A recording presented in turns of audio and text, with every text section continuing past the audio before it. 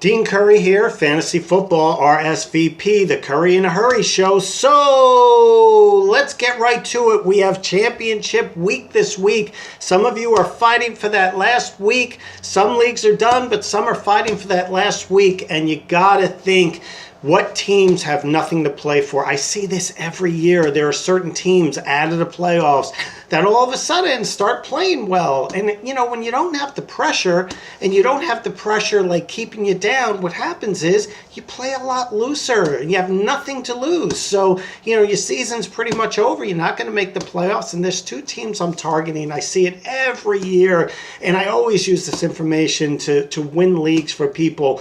And I'm going to focus on two teams going against soft defenses. That's what you want. Teams that have nothing to play for, no playoffs, no pressure, no stress, and they're going against two very weak defenses. And they are the Kansas City Chiefs and the New England Patriots. And the teams playing them are Oakland going against the Chiefs and the Jets going against the Patriots. And in these cases, there's certain game scripts because at our company, what we try to do is just not focus on analytics and what everyone else is saying. We start thinking outside the box and we start thinking about game scripts, that is. And when you're thinking about like running backs, for example, someone who's been really coming on the last number of weeks is Doug Martin. And normally people, I'm not going to play Doug Martin. Well, how you win championships is by sometimes coming up with a player that is on waivers that no one else has. That a guy, I mean, I saw, Doug Martin play in week 16 and he's really rounding into form. I mean, he was running with fire, against the Broncos. Sometimes they show up, sometimes they don't. Last night they didn't, but I mean, he looked really good. He looked pumped up. And, overall, the Raiders played really good football at the end of the season. And they're moving the ball and they're passing the ball. It's opening up the running game. They're running the ball. It's opening up the passing game. But they're going against a soft Kansas City defense. And one thing Doug Martin also does is he sometimes catches the ball with Jalen Richard, catches the ball, a few catches, but he just really, they're really showcasing him. The guy's getting, 25 touches a game, and they're handing the ball off to him 20, 22 times. Going against the Chiefs defense, you got to believe that Doug Martin's going to have another really good day, and he's a nice, play-in. And, you might even see Kansas City up by a lot of points. And, although, the Raiders have really been coming out strong in the first quarter, but you might start seeing them rest some players, and then the defense gets even softer. And so, especially in the second half of a game. So I really like Doug Martin. If you watch Monday night's game, he's really, really coming on. He's really rounding into form and looks really good. I was watching TV yesterday. I was like, wow, Doug Martin's really looking good. Looks inspired too, and you got to pay attention to things like that. Like when a player is playing for a contract, he wants to be back next year, and he's just playing inspired football. He was pumping his fist, and that's sort of what I look. I deal with athletes, and I deal with so much of it is mental as a motivational speaker and as a personal trainer working with athletes. You start to understand the psyche of athletes, and so much of it is mental. And what I saw was not so much just the stats, but what I saw was a guy having fun out there. Doug Martin, he was having fun. He was pumping his fist. He just looked electric. He was playing electric. He was pumping his fist. Just being a leader out there. And these are sometimes the things that you got to really pay attention to. A guy taking a leadership role late in the season against a soft defense. And I think they'll be up. Believe it or not, I don't think it'll be, a huge blowout. I think KC will be up. But it's a game where, Kansas City, the Raiders, it's a division game. Division games tend to be a little closer. These teams are familiar with each other. And, Kansas City will win. But, the Raiders have been playing really well. I don't think it's going to be a complete blowout early. And, I think it's going to be a closer game than people think. That will only add to Doug Martin's, numbers. So I think you should play him. I also like we're going to go Jets and we're going to go Raiders. We're going to go Jets. And we're going to go Raiders. We're going to go back and forth a bunch of times because I love seeing this in the final weeks of the season when you have a team that's playing for nothing. They're not in the playoffs. There's no pressure, nothing like that. They could just take chances and let it all, leave it all out there on the field. And I see this every year, and I always look for two soft defenses. And Kansas City Chiefs and New England Patriots, I think, are soft defenses. And you have the Jets going against the Patriots, and you have Elijah McGuire. And I've been talking about this guy and Doug Martin for weeks now. And if he is still available in your waiver wire, by all means, pick up Elijah McGuire. He's a fantastic pick because in a PPR league, and mind you, a lot of the advice I give is geared more towards PPR. I can't say PPR standard. So just factor in that if I'm giving advice on Elijah McGuire to play, I'm giving advice based on a PPR league, and that's where a lot of leagues are going now. There's, a huge split between PPR, most of PPR leagues, and then you have some standard leagues. So in PPR leagues, I like, running backs that catch the ball. Obviously, Elijah McGuire is going to catch the ball. He's getting like 3, 4, 5 receptions. They're handing the ball off to him every single time. He's getting touchdowns running the ball, goal line carries. He's getting touchdowns catching the ball. And the Jets are going against, so even though the Patriots may be up in that game, but again, it's a division game, and division games tend to be closer. So you have, Sam Darnold, who's playing lights out, and the Jets finally have a quarterback.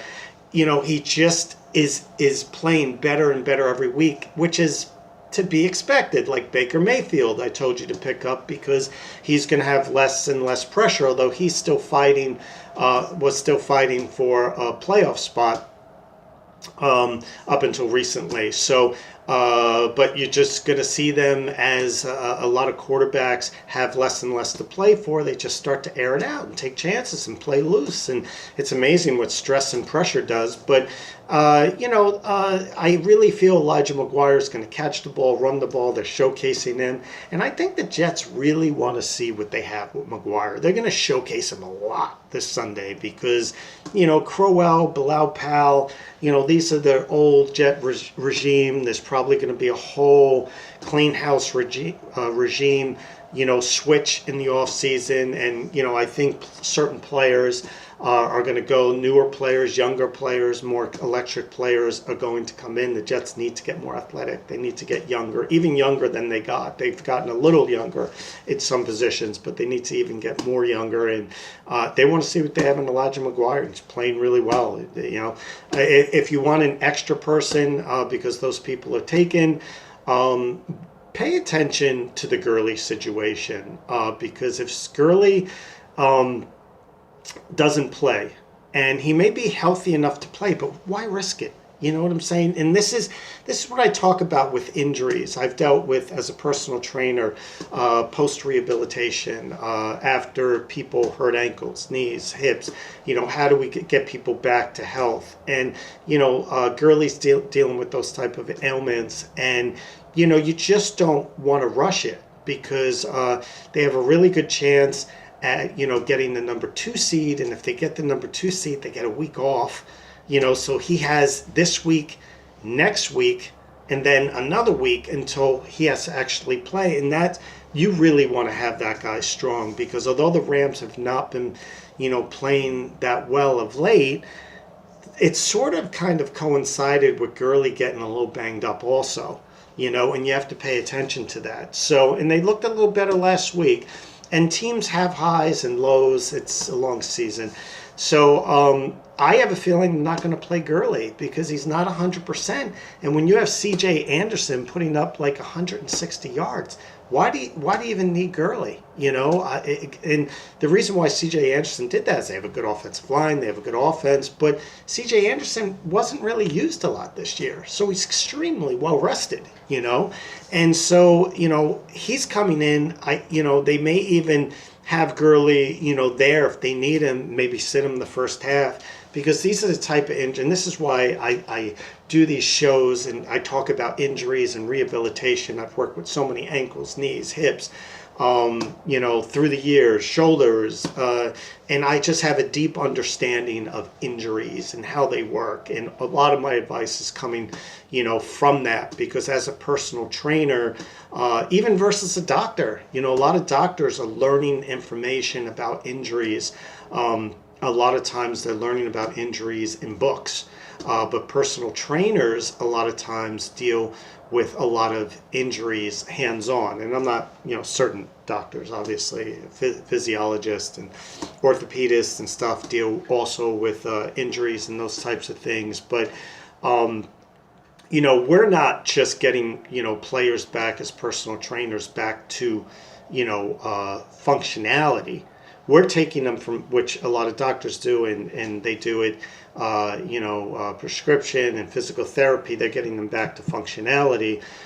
We push ourselves as personal trainers to get someone back to the balance point, even keel record sea level, and then we try to get them over that and past it and build them back up. And we understand it doesn't just stop, with that. More like athletic trainers or certified personal trainers, and massage therapist. I'm a massage therapist. We're always trying to get people to the next level as well. And we know how long that takes. And the whole Gurley situation, I would really, consider watching that C.J. Anderson. And get him on your team now if you have a roster spot, and this way you could switch him in right at the last minute. This game, you didn't know until the very last minute. Usually in advance, but they were just waiting on Gurley, and it's just no need to play him. You have a guy that's running the ball well, and they should win, So I would go with that for running backs. Let's go to wide receivers. We're going to go Jets and Raiders again. If Robbie Anderson is available, he's been getting 7 catches, 9 catches, TDs, lots of yards, over and over and over again. And, they want to see what they have in Robbie Anderson. And this is what coaches do. And this is the type of advice I give, is when the season's over, and even though there's probably a regime change coming up in Jets, management, owners, they want to see what they have with certain players. And, they want to see what they have with Robbie Anderson. Can he, lead this Jets offense? Can he be a number 1 or probably most likely a number 2? And they want to showcase him. It's something I've been talking about for weeks and weeks, thinking outside the box, the psychology behind sports, the psychology as a motivational speaker and self-help author in human development.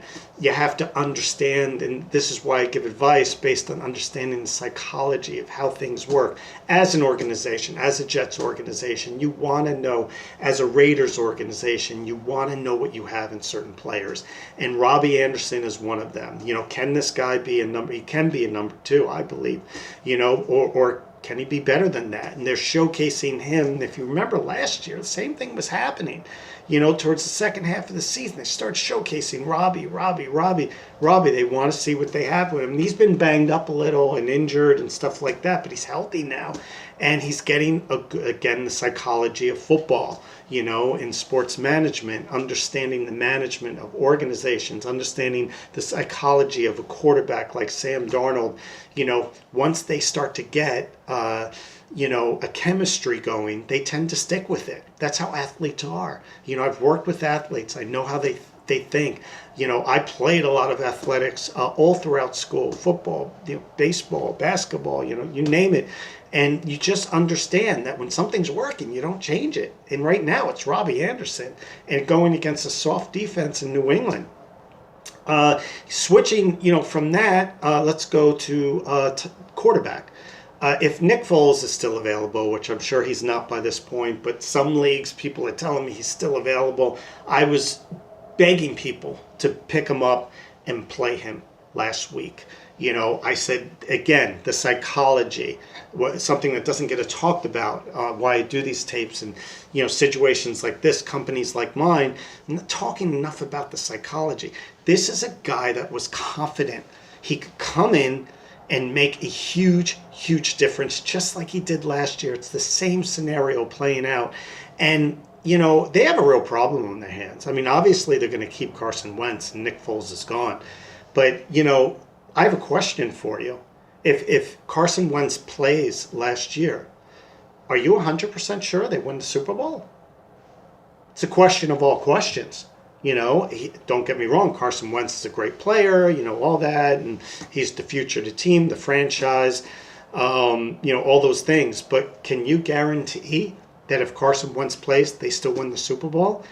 There was something that happened last year when Nick Foles came in. Same thing that's happening this year. I'm going to talk about him because some people are texting me and emailing me, and they're saying Nick Foles is still available in Week 17, which I find hard to believe. Or, no one picked him up last week, and they have the first or second waiver wire, and they know that they could pick him up because they're in the 1 or 2 slot on waiver wire. And then they ask, should I play him? And of course you should play him. Against Washington, Washington's just been beat up, playing poorly. Teams are just steamrolling them at this point. But Nick Foles, last year, the psychology behind it, when he came in, it wasn't just like a guy coming in that, he came in for Carson Wentz and, it was the same old thing, them moving the ball, them throwing it around. Carson Wentz was spraying the ball around, but there was a clear difference last year when they won the Super Bowl. How they played and the types of throws that were being made when Carson Wentz was in there and when Nick Foles was in there. When Nick Foles was in there, all of a sudden, certain players, and this happens, certain players on the team that weren't doing as well. I mean, Alshon Jeffrey started to come on, but when Nick Foles came in, he electrocuted, it was electrifying, how he did. And although he's had weeks where it's up and down, it's starting to happen again. And not only that, it's not little passes. It's long passes to Alshon Jeffrey. And this is what I saw last year. I said, the clear difference is it's not a dink and dunk, but when Carson Wentz is in there, it's more of a management control, a short pass, a little screen, a little bit of longer pass. But when Nick Foles is in there, it just seemed like last year the passes started looking longer. Like the offense just opened up, and that even opened up the running game even more, which has been not as good as it was last year, but now the running game is starting to come on with different things, Sproles and, add all these people that they have going. And that's sort of what happened last year. And that's what happens when you start throwing the ball downfield. And, the way they coach, the way their coach coaches, their offense is built better for a guy who really sprays the ball around. Not just the way Wentz does, but I noticed last year, this guy's just like throwing the ball down the field more. And it's opening up their whole offense, and their offense looks different. Now, the reason why I'm telling you this is I'm noticing the same thing happening this year. Wentz is in there making his throws, very ball controlled, very programmatic. All of a sudden, Nick Wentz, that is, that's what I meant to say. Wentz is like throwing a wrong game manager, throwing it around, very controlled. But when Nick Foles is in there, I mean, the other day he threw a bomb, play, like just a long pass, and there were literally 2 guys open, for the ball, and they had to basically fight each other to get a ball. Like, how did 2 guys get open like that, And the reason why is because he's just airing it out. And it's just catching defenses, off guard because they're playing the Eagles the way they do with Wentz. And there's a lot of, not dink and dunk, but there's a lot of 20, 25-yard passes, 15, 20, 25, stuff like that. And I'm not saying Wentz doesn't ever throw the ball far, but when Foles gets in there, he just stretches the field. And his defenses don't know what to do. And then when they start guarding against that, he starts throwing it over the middle, for 20, 25 yards. And they can't load the box. And the running game looks more diverse. Sproles is coming around. Everything's coming alive. And it's like what they're missing. And now I'm seeing it again. So if Nick Foles is available, I won't spend too much time on that. Definitely pick him up. From there, I would also look at Sam Darnold for the Jets, right back to the Jets. has nothing to play for. I mean, the Jets really have a quarterback. This guy's coming on. He's looking stronger and stronger each week. He's looking better and better. He's definitely a franchise quarterback, and he's just looking comfortable. You know, I think he's the quarterback of the draft. I mean, Baker Mayfield's also playing well, but, you know, I just see a clear difference, and I think we're going to see years from now Baker will be good, and I've been talking about picking him up. But Darnold looks like a real NFL quarterback. He's tall, he's big, he's hard to get down. You know, it's just more like a big, strong guy, and he's tall, and he's just, you know, I just like the way, you know, I don't think Baker's really advanced to the point where he's moving the ball and throwing the ball down the field the way Darnold is. And I just think the Jets really found a gem. It was a great pick. Stick with the Jets again with tight end. Go with Chris Herndon. I mean, I've been talking about this guy for weeks and weeks and weeks. People like, should I trust him? Should I trust him? Every week the guy's got 5 catches, 6 catches, 7 catches.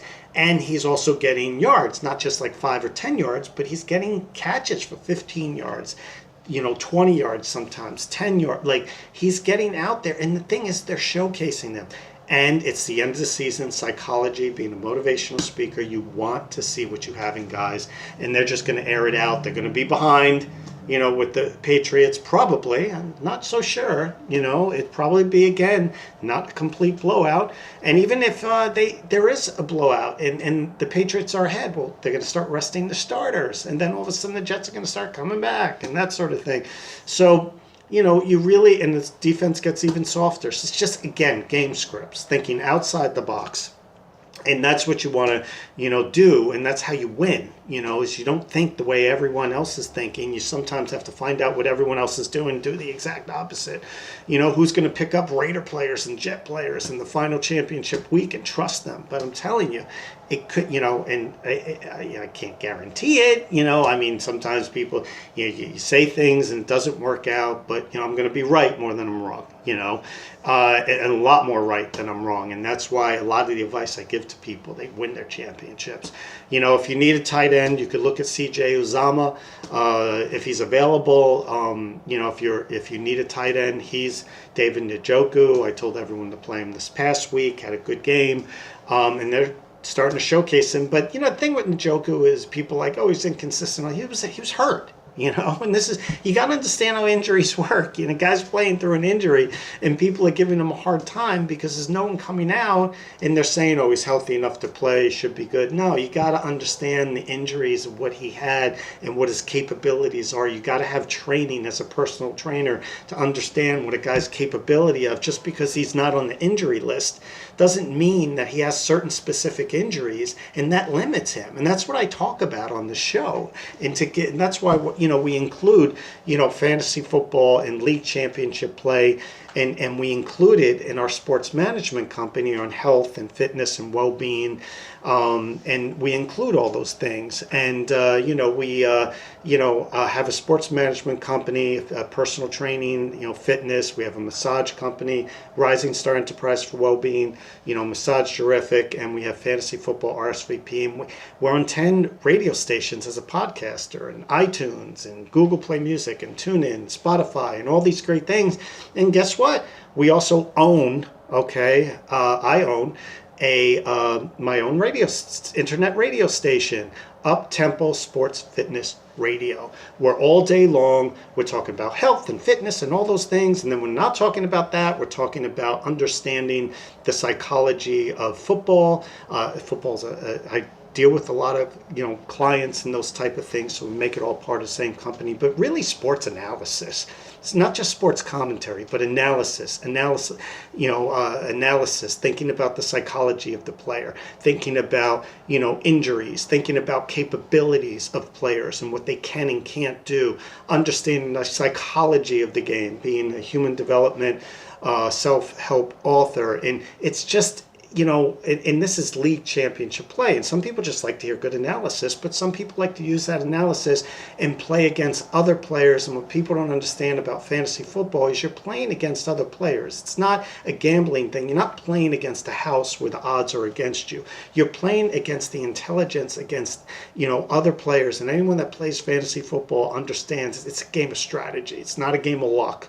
It's not a game of chance. It's not a game going against. It's like a chess tournament, and you're trying to understand game scripts and psychology and what I didn't think of. And there are certain reasons why certain guys or gals win their league every year, and certain people don't, and you have to think of these things. And we now have, up-tempo sports fitness radio on live365.com. You just put that in the search bar and you have 24 hours of football. And why not, if you're listening to football, why not get in shape and listen to health shows and eating right and, all those things. And then at night, if you like to exercise, and a lot of people that watch sports play sports, you could actually listen all night long of wonderful exercise music over the last 30 years of an aerobics instructor that I picked out, that I think are the best tapes to work out to, that motivate you. Some people are motivated by sports, some by music.